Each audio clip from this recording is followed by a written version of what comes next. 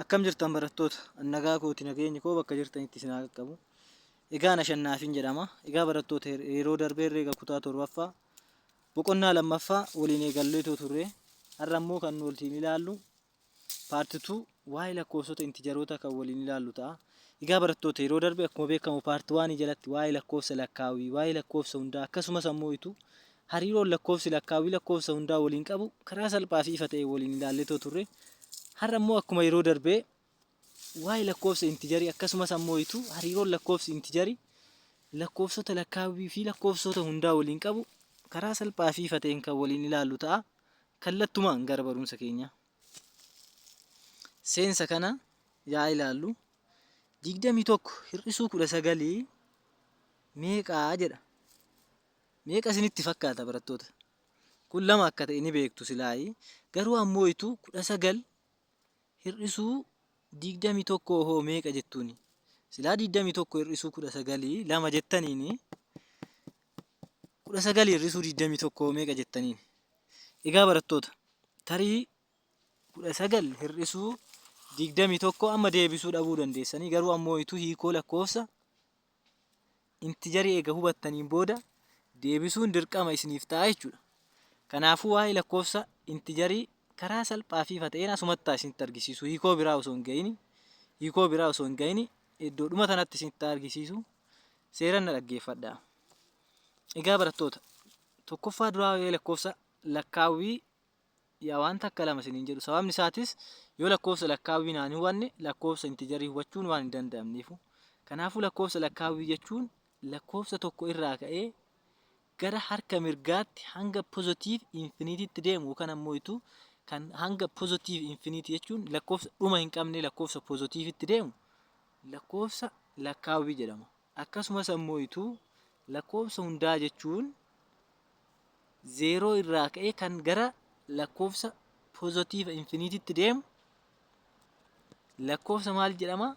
Lakkoofsa hundaa jedhama. Kanaafuu kana maal jechuu hin dandeenya? 0 ida'u lakkoofsa naachuraal yookaan ammoo lakkoofsa lakkaawwii jechuu hin dandeenya jechuudha.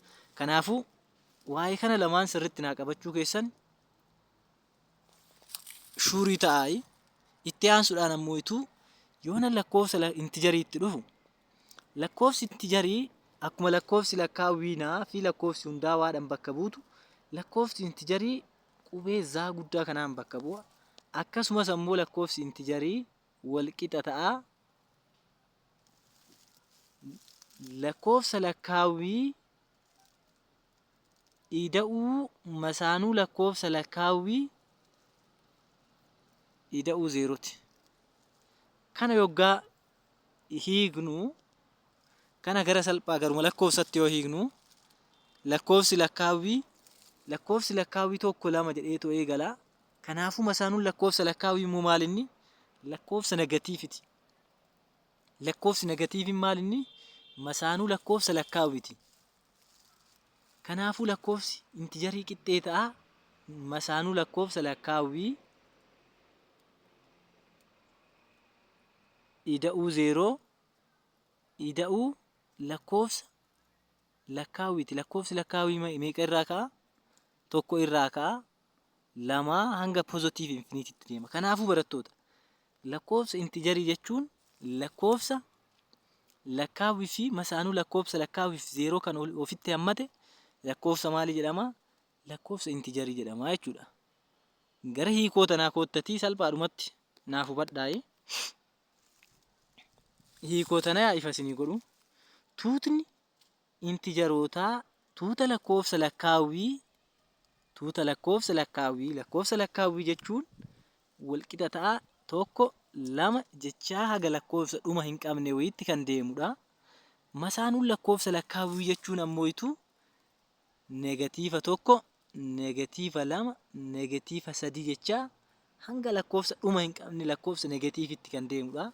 Kanaafuu intijarii jechuun tuuta lakkoofsa lakkaawwii lakkoofsa pozitiivitti deemu akkasumas ammoo masaanuu lakkoofsa lakkaawwii yookaan ammoo faallaa lakkoofsa lakkaawwii kan gara negatiivitti deemuu fi 0 kan qabaatedha jedha. Kanaafuu lakkoofsa intijarii jechuun lakkoofsa lakkaawwii fi masaanuu lakkoofsa lakkaawwii ida'uu zeerooti jechuudha. Kan ammoo waggaa iftan lakkoofsi intijarii qixxee ta'a negatiiva 3, negatiiva 2, negatiiva 1, 0, 1, 2, 3 akkanatti ibsuu ni dandeessu jechuudha.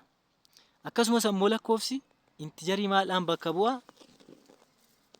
Qubee guddaa zaadhaan bakka bu'a. Akkuma lakkoofsi lakkaawwii naadhaan bakka bu'a jechuudha. Kanaafuu barattoota asitti wanti isiniin galle yoo jiraate tarii harka baastanii gaafachuu ni dandeessanii. Yoo isinii gale immoo itu shaggaadha.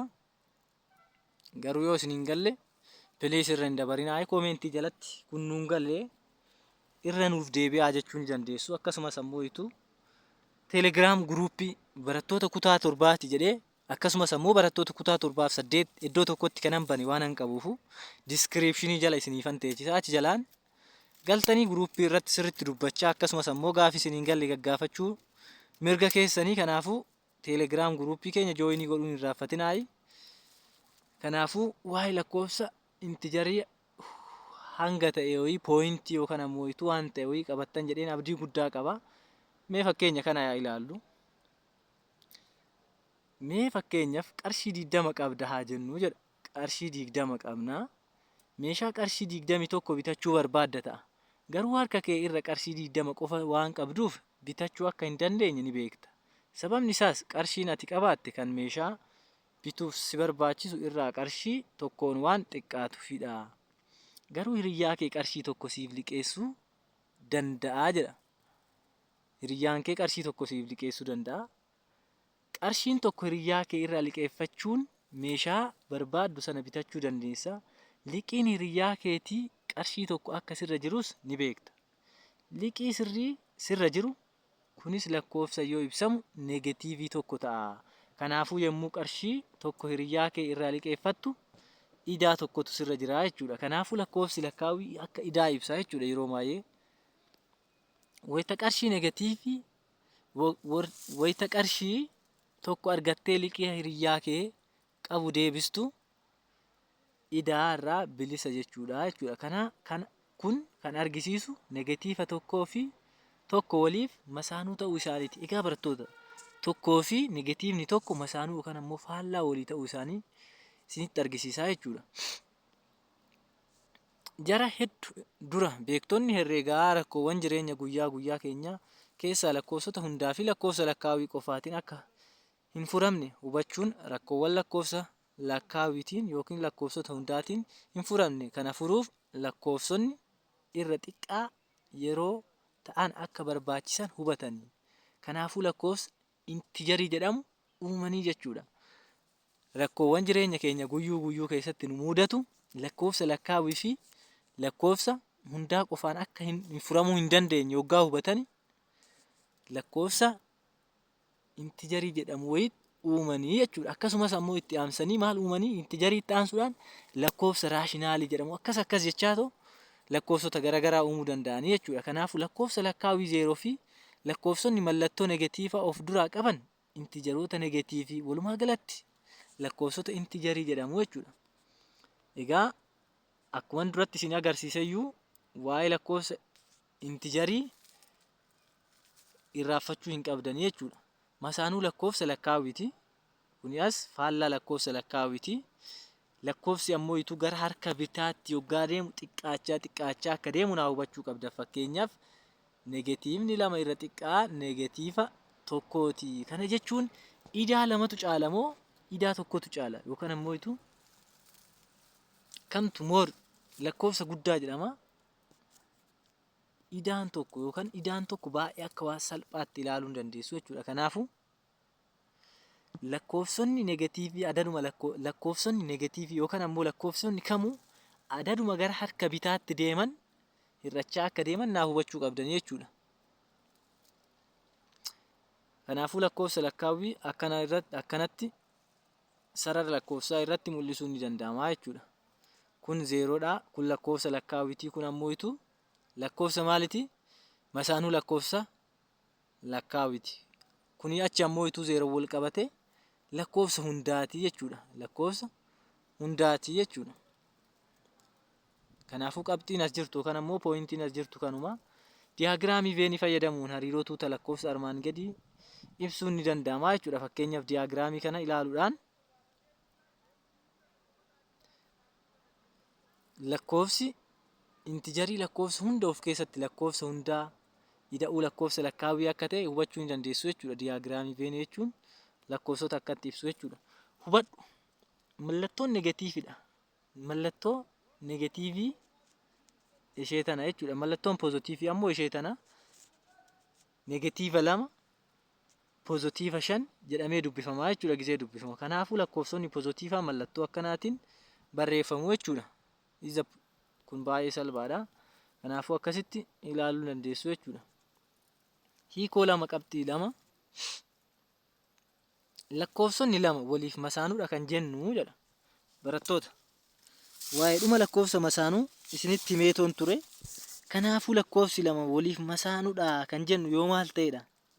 Yoo ida'amni isaanii tokkoffaa yoo ida'amni isaanii maal ta'edha? 0 ta'e lakkoofsi 2 waliif masaanuudha kan jennu jedha. Yoo gama adda addaatiin tuqaalee 0 irraa fageenya walqixaa irratti argamanii bakka bu'anidha. Yookaan ammoo ida'amni isaanii 0 yoo ta'e yookaan ammoo fakkeenyaaf asitti as 0 hin jirti. Fageenyi 0 fi qabxii kana jidduu jiru negatiiva 2 jedhaayi. Asitti fageenyi hangasii meetira 2 asis meetira 2 yoo ta'e lakkoofsi lamaan kunii fi lakkoofsi negatiiva 2 kun waliif masaanuu jedhamna. Akkasumas ammoo negatiiva 2 ida'uu 2 walqixa ta'a 0dha. Salphaadhumattu ida'amni isaanii maal inni 0dha. Akkasumas ammoo fageenya walqixaa handhuura 0 isaaniitirraa qaban jechuudha. Fakkeenyaaf masaanuun lakkoofsa 4 negatiiva 4 akkasumas kan 7 negatiiva 7 jechuudha. Akkasitti hubachuu ni dandeessu. San lakkoofsa irratti lakkoofsa 0 irraa gara mirgaatti fagaachaa yoo deemnu jedha. Tarii isin jalaa hin muddamaa jira natti fakkaate. Negatiiva 5 fi 5 sara lakkoofsa irraa 0 irraa gara gama adda addaatiin fageenya walqixaa qabanidha. Kanaafuu negatiivni 5 masaanuu 5ti. 5 masaanuu negatiiva 5ti. Akkasumas haaluma wal fakkaataadhaan 3 masaanuu negatiivni 3 masaanuu 3 akkasumas ammoo 3 masaanuu negatiiva 3 jechuu ni dandeessu jechuudha. Itti aansuudhaan hubadhu isiniin jedha asitti.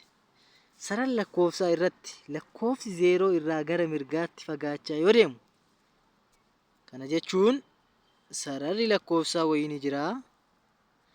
0n iddoo kana hin jirti. Kanaafuu lakkoofsi 0 irraa gara harka mirgaatti yoo fagaachaa deemu akkana maal ta'a deemaa jedha. Guddachaa deemaa jedha. Ilaalaa asitti 1 2 3 4 maal ta'a deema? Guddachaa deema. Guddachaa maal ta'a? Adeemaa jechuudha. 0 irraa gara harka mirgaatti. Garuu ammoo 0 irraa gara harka bitaatti yoo deemtan maal ta'a deema? Xiqqaachaa deema. 4 3 tokkoon irrachaa akkasumas ammallee tokkoon irrachaa haga tokko 0 dhufe lakkoofsa negatiivii keessa seenaa jechuudha. Kanaafuu barattoota lakkoofsi tokko 0 irraa gara harka mirgaatti yoo deemnu guddachaa deema. Akkasumas ammoo 0 irraa gara harka bitaatti yoo deemnu xiqqaachaa akka deemu naa hubachuu qabdan jechuudha. I hope sirriitti isiniif gala jedheen abdii qaba. Yoo isinii galuu baate illee akkuma isiniin jedhe toora koomentiitiin na dubbisuu ni dandeessu. Akkasumas ammoo guruuppii irra yoo galtan guruuppii irratti na argachuu ni dandeessu jechuudha. 7 jechuun poozitiiva 7 jechuudha. 0n poozitiivis negatiivis miti. Lakkoofsa waan homaa hin jirre tokko ibsuu dha jechuudha. 0n maaliif fayyaddi? Lakkoofsa hin jirre tokko ibsuudha. Kanaafuu negatiivis poozitiivis idaa miti. Fakkeenyaaf homa tokko yoo isinirra jiraan idaan kana jechuun 0n homaa bakka duwwummaa wayiiti ibsiti. Lakkoofsa duwwummaa wayii waan ibsituufu negatiivaaf poozitiivas jechuu hin dandeenyu jechuudha. Daree keessatti battallee barumsa herreegaa 10 keessaa kennameen gaafiiwwan hundaa yoo deebiste homaa hin dhabne jechuudha. 10 irraa hundaa yoo deebiste homaa hin dhabne. Kana jechuun deebine ati dogongorte yommuu lakkoofsan ibsamu 0 jechuudha. homaa hin dhabne zeeroodha. Zeeroon maaliif ibsiti? Homaa yookaan ammoo homaa hin qabdu yookaan ammoo itu homaa hin dhabne akka waan jechuuti. Kanaafuu zeeroon duwwummaa waan tokkoo ibsiti jechuudha. Egaa barattoota gaafii kana gilgaala kana ilaallu yookaan ammoo itu pooyintii ta'e qabxii ta'e waan isinitti ibsu yookaan ammoo itu yaada ijoo as keessa jiruun isiniif ibsa. Intijaroota kanneen yaadota armaan gadiitiin ibsan barreessi jedha. Yaadota armaan gadiitiin ibsaan barreessi jechuudha. Kanaafuu diriiraa galaana olitti meetira 2215. Kanaafuu barattoota bifa intijariiti yoo barreessuu barbaaddan diriiraa galaana olitti meetira 215 jettaniitoo yaadan barreessitanii jechuudha. Yookaan ammoo itu jechaan diriiraa galaana gadiitti meetira 145 barreessi. Kana jechuun sara lakkoofsa turratti osoo hin taane kun diriiraa galaanaa osoo ta'e fakkeenyaaf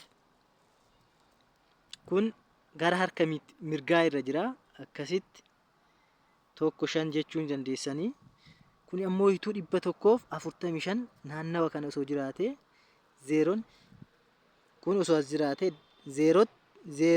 zeerootiin gaditti. Kana jechuun kun ammoo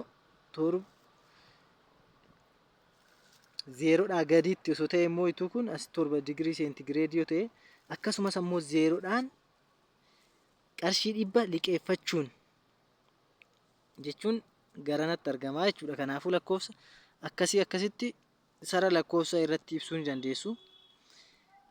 Gaafii lammaffaa ammoo masaanuu intijaroota armaan gadii barreessi jedha. Negatiiva 9 masaanuu ishii pozitiiva 9 akkasumas ammoo 65 negatiiva 65 78 illee maal inni negatiiva 78 14 digirii seentigireedii pozitiiva 14 digirii seentigireedii akkasumas negatiiva 34 pozitiiva 34 zeeroo fi hin qabu masaanuu zeeroon jettanii lakkoofsi intijarii 3 6 7 4 negatiiva 4 0 3 lakkoofsa irratti argisiisii jedha barattoota. Egaa lakkoofsa kana sarara lakkoofsaa irratti argisiisuu barbaaddani first you draw this one and you put 0 here. 0 iddoo kana teechistanii and you write positive number. Lakkoofsota pozitiivii maal gootanii asitti barreessitanii.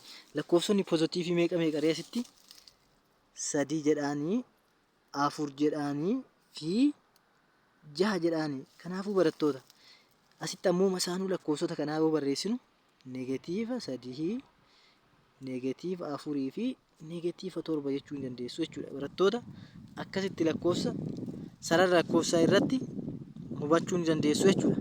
Egaa barattoota waa'ee lakkoofsa intijarii sirriitti isiniif gala jedheen abdii guddaa qaba. Akkasumas ammoo itu dhaamsan isiniif dabarsuu barbaadu tokko tariyoo viidiyoo kana hagoonaa ilaaltani isinitti toleettaa. Kanaafuu please subscribe fi commentii naaf barreessuu keessan hin irraanfatinaa. Subscribe naa godhaa. Barattoonni baay'ee subscribe naa godhaa too hin jiranii. Kana jechuun numti bichaa yaa fayyadamnu ati fayyadamin akka waan jechuu waan ta'eefu. Kanaafuu please subscribe naaf godhuu keessan hin dagatinaa. Subscribe naaf godhaa barattoonni baay'een godhaan jirtanii. Akkasumas ammoo warri gootani baay'een isin galateeffadha galatoomaa. Haga yeroo wal arginuttu nagaan naaf turaa. Bara barnoota gaarii.